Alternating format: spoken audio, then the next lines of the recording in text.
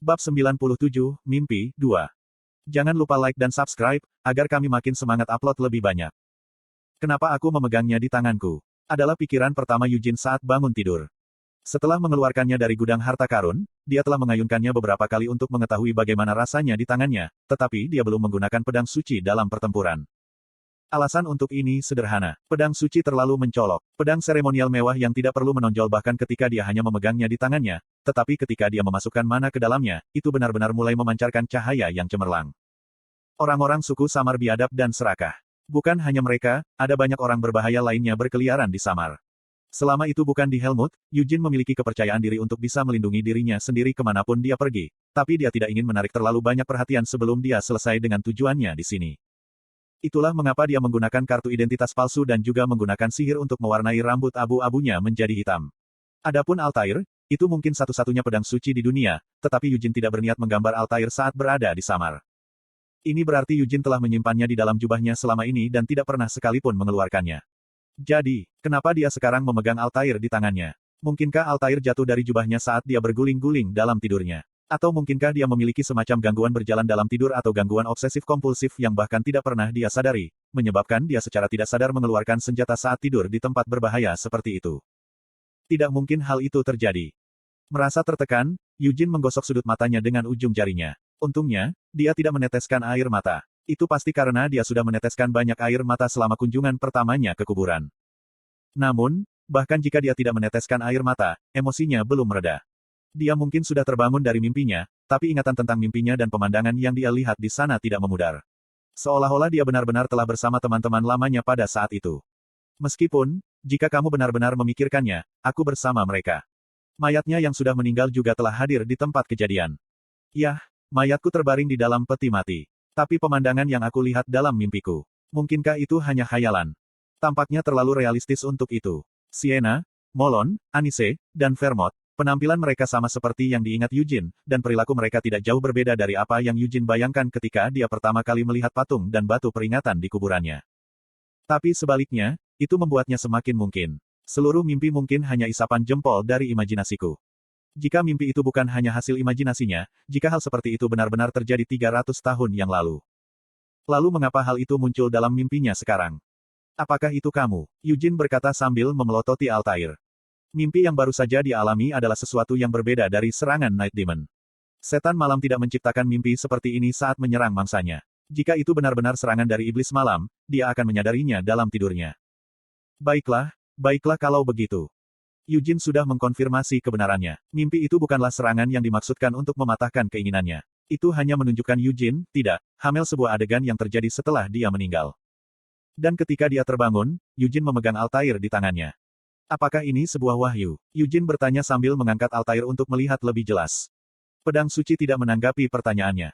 Aku bahkan tidak percaya pada dewa, jadi apakah pria itu benar-benar akan mengirimkan wahyu kepada orang sepertiku? Itu juga berbeda dari apa yang dia bayangkan seperti wahyu yang biasa. Bukankah seharusnya wahyu dari Tuhan menjadi sedikit lebih mempesona, sambil memperingatkan tentang sesuatu yang mungkin terjadi di masa depan? Tapi mimpi yang ditunjukkan padanya bukanlah masa depan, tapi masa lalu, dan dari masa lalu yang jauh 300 tahun yang lalu. Eugene bergumam pada dirinya sendiri, aku tidak tahu apa artinya ini. Apa yang kamu coba katakan padaku? Petik 2. Sienna, kalung itu. Aku akan membawanya. Itu bertentangan dengan kesepakatan. Bukankah kita semua sudah menyetujui ini? Setelah menciptakan dunia yang ingin dilihat Hamel. Izinkan kita semua bertemu sekali lagi di tempat yang sama. Suatu hari, kita akan dapat bertemu lagi di dunia yang telah lama ingin kamu lihat. Kita pasti akan bisa bersatu kembali di Firdaus. Jika itu tidak mungkin maka. Kalau begitu itu berarti Tuhan tidak ada. Eugene mengencangkan cengkeramannya pada kalung itu. Kalung ini telah diambil oleh Sienna, menyebabkan Anise mengatakan bahwa hal itu bertentangan dengan kesepakatan. Sienna telah menjawab bahwa semua orang telah menyetujui sesuatu. Namun, kalung itu entah bagaimana telah meninggalkan tangan Sienna dan menemukan jalannya ke gudang harta karun klan Leonhardt. Menemukan Anda. 1. Apa yang sebenarnya terjadi? Jika mereka akan menunjukkan sesuatu padanya, setidaknya mereka harus menjelaskannya. Kamu setidaknya bisa menunjukkan kepadaku sesuatu yang belum kupahami sendiri, kata Eugene pada dirinya sendiri dengan kesal. Tapi apa yang terjadi antara Sienna dan Vermont? Janji macam apa yang dibuat Vermont dengan Raja Iblis? Dan di mana semua orang berakhir sekarang? Apakah Vermont, Sienna, Anise, dan Molon semuanya masih hidup? Sambil merasakan rasa frustrasi yang mendalam membara di dalam dirinya, Yujin menempatkan Altair kembali ke dalam jubahnya dan kemudian meninggalkan tendanya. Sesuatu yang lain juga mendidih di luar. Itu adalah sup bening yang penuh dengan sayuran dan jamur, dan yang memasak adalah Narisa. Sementara orang yang berada di jagat terakhir, Christina, pada prinsipnya bertanggung jawab untuk mengurus sarapan, dia menyerahkannya kepada Narisa untuk merebus sup sementara dia duduk di bawah sinar matahari yang hangat dan memanjatkan doa paginya. Apakah itu kamu? Yujin menuduh. Terkejut, Christina berkata, apa yang kamu katakan tiba-tiba? Aku bertanya apakah kamu yang memasuki tendaku saat aku tidur. Yujin mengklarifikasi. Betapa tak tahu malu. Tuan Yujin, menurutmu aku ini orang seperti apa? Mengapa Anda menuduh saya masuk ke tenda Anda? Mata Christina menyipit saat dia berbalik menghadap Yujin. Memang, tidak ada alasan baginya untuk melakukannya. Jika Christina benar-benar memasuki tenda Yujin dan memasukkan tangannya ke dalam jubahnya, tidak mungkin Yujin tidak menyadarinya. Mengubah topik pembicaraan, Yujin menunjukkan, kaulah yang seharusnya melakukan tugas pagi. Christina membela diri, aku akan melakukannya, tapi Narisa menawarkan bantuan. Itu bukan pada level hanya membantu seseorang. Bukankah dia melakukan semuanya sendiri? Bahan dan alat memasak semuanya disediakan olehku. Yujin dikejutkan oleh ketidakberdayaannya. Aku juga yang menyiapkan semua itu. Aku bahkan memetik jamurnya juga. Tuan Yujin, jangan sampai tersandung oleh hal-hal sepele seperti itu. Tapi apa yang kamu lakukan pagi-pagi begini? Entah dari mana, kamu tiba-tiba mulai mencurigaiku, dan bahkan menuduhku melakukan sesuatu yang tidak tahu malu. Mungkinkah kamu melihat sosokku dalam mimpimu? Christina bertanya padanya dengan senyum kecil di wajahnya sendiri. Penampilannya ini menyebabkan Yujin mengingat penampilan Anise yang dia lihat dalam mimpinya. Kemiripan mereka yang berlebihan satu sama lain menjadi masalah besar. Meski begitu, jawabannya datang tanpa ragu-ragu. Tidak, Yujin dengan tegas membantah. Anise dan Christina adalah dua orang yang berbeda. Tetap saja, itu mengganggunya. Mereka mungkin dua orang yang berbeda, tapi mungkin Christina sebenarnya adalah keturunan Anise. Mungkin karena melihat Anise dengan air mata menetes di wajahnya yang dia lihat dalam mimpinya, tetapi Yujin merasa dia harus memperlakukan Christina dengan sedikit lebih baik. Namun, sebelum itu, dia memutuskan untuk menanyakan beberapa pertanyaan padanya tentang pedang suci. Setelah menggunakan sihir untuk memblokir suara agar tidak menyebar sehingga Narisa tidak bisa mendengarnya, Yujin berbicara, "Hei, tentang pedang suci, apakah itu terkadang bergerak atas kemauannya sendiri?" Sejauh yang Yujin tahu, pedang suci tidak pernah menunjukkan tanda-tanda bergerak sendiri selama kehidupan sebelumnya. Apa yang kamu katakan tiba-tiba? Christina menjawab dengan ekspresi bingung, tapi tiba-tiba, dia terkesiap saat matanya menyala. Dia meletakkan tangannya di depan dadanya dan menatap Yujin dengan mata hormat. Tuan Yujin, mungkinkah Anda telah menerima wahyu? Tanya Christina. Yujin ragu-ragu. Tidak, kurasa aku hanya melamun. Jadi pedang suci telah mengomunikasikan suara dewa kami kepada Anda, Tuan Yujin, kata Christina dengan percaya diri. Yujin membantahnya. Itu bukan suara dewamu, tapi... Tuan Yujin, Christina memotongnya. Tolong jangan abaikan ketulusan yang jelas ada di dalam jiwamu sendiri. Meskipun Anda mungkin mengatakan bahwa Anda tidak percaya pada Tuhan, kenyataannya adalah bahwa Anda benar-benar memiliki iman kepadanya.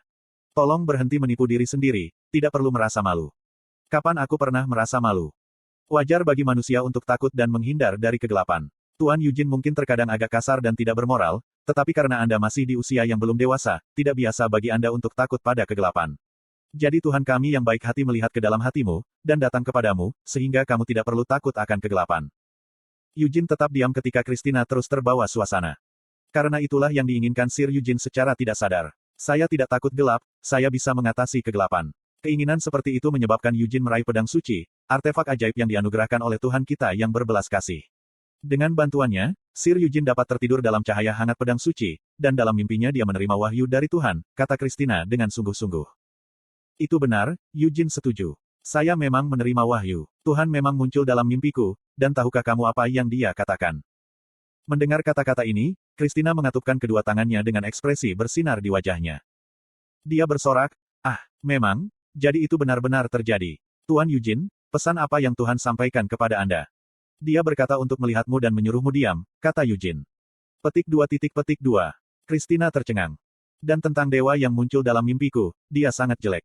Tidak, dia jauh melampaui tingkat keburukan normal, dia terlihat sangat mengerikan. Sepertinya dia diselimuti campuran kecoa, lipan, dan belatung, dia memiliki kepala orc yang tampaknya telah terluka dalam api, dan dia membuat suara, kuek-kuek, setiap kali dia berbicara, jelas again dengan tenang. Tuan Yujin. Setiap kali Christina menjadi terlalu cerewet, kuek, dan tampaknya kurang logika meskipun banyak kata-kata. Katakan padanya untuk berhenti menggunakan iman sebagai pengganti kefasihan, kuek, dan jangan gunakan nama Tuhan untuk mendukung klaimnya sendiri, kuek. Tolong diam saja, desis Christina. Eugene berpikir bahwa dia harus memperlakukan Christina sedikit lebih baik mulai sekarang, karena dia mirip dengan Anise, tetapi sepertinya itu tidak mungkin. Supnya sudah matang, seru Narisa. Baiklah, jawab Christina, menenangkan diri. Apakah tidak ada daging? Eugene bertanya. Sup Narisa ternyata cukup enak. Konten iklan. Seharusnya sudah waktunya bagi pengejar kita untuk mengejar kita, renung Eugene. Sudah 3 hari sejak Narisa bergabung dengan mereka. Seharusnya begitu, Christina setuju. Tempat di mana Eugene bertarung dengan para pendekar suku Garung berada sedikit di luar wilayah suku mereka. Namun, setelah 10 prajurit yang pergi berburu gagal kembali, dan ketika mangsa mereka adalah elf yang sangat berharga, tidak mungkin suku itu bisa mengabaikan masalah ini begitu saja. Apa yang kamu lakukan dengan mayat-mayat itu? Tanya Christina. Aku membakarnya, jawab Eugene. Tentu saja dia telah melakukannya. Membiarkan mayat mereka secara sia-sia hanya akan memudahkan pemburu mereka untuk mengejar. Eugene telah membakar semua prajurit yang mati dan serigala Fahan dengan sihir, sehingga tidak ada tulang yang tersisa. Tapi mengingat mereka belum menyusul bahkan setelah 3 hari, sepertinya mereka kesulitan mengikuti kita, Eugene mengamati. Hutan itu sangat besar dan setiap incinya berbahaya. Suku-suku yang tinggal di sini meskipun terikat bersama oleh jaringan kepentingan yang kompleks. Suku Garung tidak diragukan lagi adalah suku yang biadab, tetapi bukan berarti mereka dapat dengan mudah menyusup ke wilayah orang lain. Ini adalah bagian dari hukum yang ditegakkan di antara suku-suku. Jika mereka ingin tetap menjadi suku samar, sebaiknya Garung mengikuti hukum ini dengan patuh. Namun, kepala prajurit Garung, Ujicha, tidak berniat melakukan itu.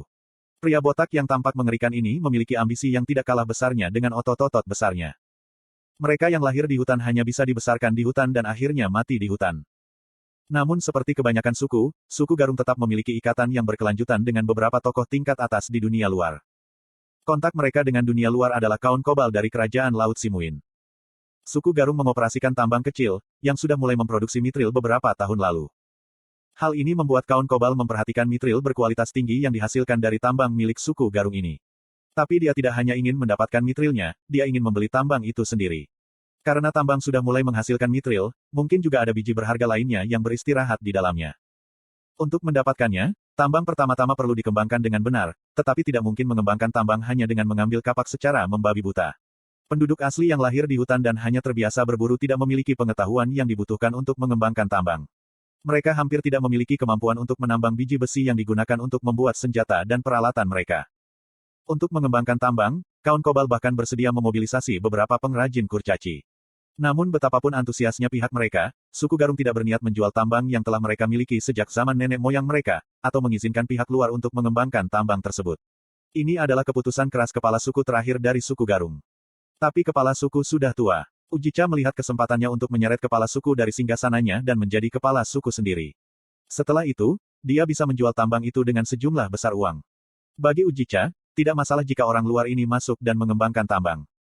Dia tidak berniat terjebak di hutan ini sebagai kepala suku dan menjadi tua seperti itu. Kekuatan mungkin melemah seiring bertambahnya usia, tetapi kekuatan uang tidak akan pernah melemah seiring berjalannya waktu. Ujicha ingin menggunakan koneksinya dengan kaum kobal untuk meninggalkan hutan. Dia ingin menyeberangi lautan luas dan menjalani kehidupan mewah di kota yang bersinar. Untuk memastikan masa depan seperti itu untuk dirinya sendiri, Ujicha terpaksa memenuhi selera buruk bocah lelaki gemuk di sampingnya ini. Meskipun Ujicha agak tidak dapat menghormati atau memahami keinginan bengkok bangsawan ini, dia masih tidak mampu untuk menolak atau mengabaikan perintah yang terakhir. Ketika Ujicha merebut kepala suku dan mengumumkan kesediaannya untuk menjual tambang, kaum kobal telah mengirim ksatria tersumpah dan putranya sendiri ke Samar. Dajaranang Kobal, putra pangeran, tampak seperti babi yang berjalan dengan kaki belakangnya. Namun, bagi Ujicha, anak babi ini memiliki sepasang sayap, dengan memuaskan hasrat rakus Dajaranang, sayap itu akan memungkinkannya terbang ke masa depannya yang indah. Dajaranang sangat ingin memiliki peri berkaki satu itu. Dia marah karena perburuan mereka gagal. Dia mengejek para prajurit, menyebut mereka bodoh karena gagal menangkap satu peri pun. Kemudian, sambil mengatakan bahwa dia tidak bisa mempercayai mereka lebih jauh, dia bersikeras untuk mengikuti mereka dalam perburuan mereka. Fakta bahwa mereka tidak dapat mengejar peri, bahkan setelah 3 hari berlalu, sebagian karena keluhan bangsawan babi. Setelah berjalan hanya beberapa langkah, dia akan merengek bahwa dia panas. Jika mereka memberinya tumpangan di punggung serigala, dia akan mulai kesal tentang bagaimana baunya. Dan ketika mereka mencoba berlari sedikit lebih cepat, dia akan mulai berteriak bahwa perutnya bergejolak. Jika Dajaranang bukan putra pangeran, dia pasti sudah terbunuh, tetapi setiap kali Ujicha merasakan gelombang niat membunuh, Bron, ksatria bersumpah yang menemani Dajaranang, menghiburnya. Tunggu sebentar lagi. Saya pasti akan memberitahu kaum betapa Anda menderita untuk membuat anak nakalnya bahagia, janji Bron kepadanya. Apakah kamu yakin itu sepadan? Ujica bertanya dengan nada skeptis. Mehaem, tidak ada pertanyaan tentang itu. Kaun sangat menghargai orang-orang berbakat. Dengan keterampilan Anda sebagai kepala prajurit, dan semua hadiah bijaksana yang telah Anda siapkan untuk Tuan Muda. Haha, Kaun pasti akan menghargaimu, kata Bron dengan senyum jahat di wajahnya. Baiklah, jika kamu masih tidak yakin, mengapa kita tidak melakukan ini? Sebelum Anda menjual tambang, pastikan untuk datang ke Simuin setidaknya sekali. Izinkan saya memperkenalkan Anda kepada beberapa wanita yang akrab dengan saya. Semua wanita berasal dari keluarga bangsawan.